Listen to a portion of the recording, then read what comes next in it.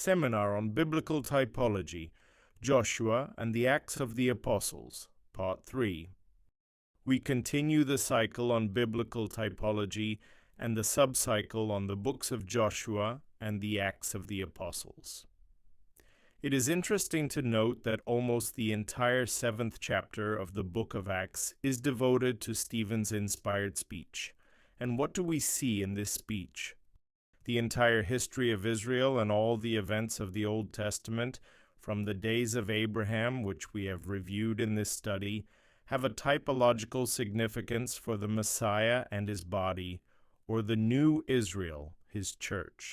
Why did Stephen need this long trip into history? He quickly repeats the old story and points to a new one that is typologically similar. Stephen leads his listeners to the following conclusion. Which of the prophets did your fathers not persecute?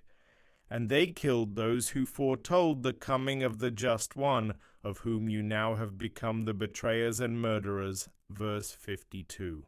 Stephen's story and his speech seem to be a story about the great victory of the gospel of the kingdom, which remains in force despite the fact that the evangelist may suffer death. This is the ultimate victory. And this brings to an end the story of carnal Israel in Stephen's words, your fathers and you, and points to Jesus as the new Israel.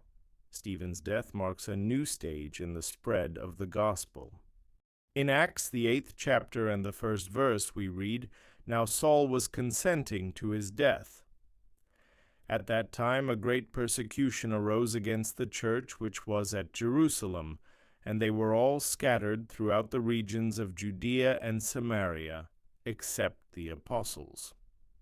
Moreover, in verse 4 we also see the following statement, Therefore those who were scattered went everywhere preaching the word.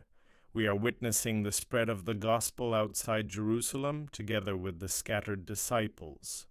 This period can also be described as the period of the establishment of the local churches and the care of them by the apostles, which is reflected in the general epistles and in the epistles to the local churches.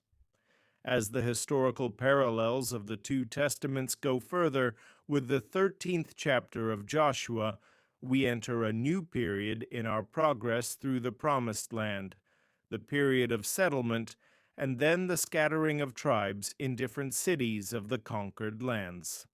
The earth is now anchored to the 12 knees.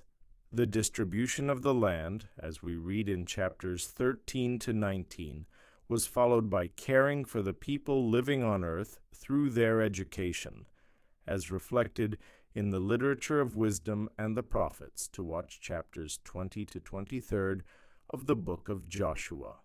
Similarly, the New Testament epistles relate to the Gospels and the book of Acts. Conclusions: the life of Jesus Christ typologically fulfilled Israel's journey through the Sinai desert. The life of Moses. The events of the New Testament that followed the death and resurrection of Jesus Christ are connected with his church as the new Israel, and are presented as the fulfillment of the Old Testament types found in the book of Joshua. We also note that the writings of the New Testament, by their typological arrangement, fit into the period typologically corresponding to the events of the book of Joshua.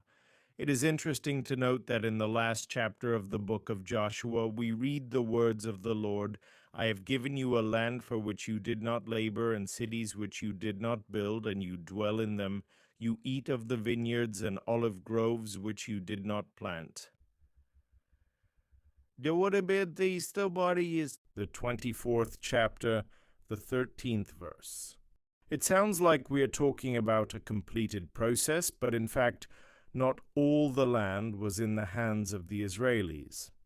Similarly, the book of Acts ends with a reference to the preaching of the Apostle Paul in Rome. This indicates that the good news has literally reached the ends of the earth. However, the new religion has not yet been accepted by many, and there were still countries where the gospel had not yet been heard.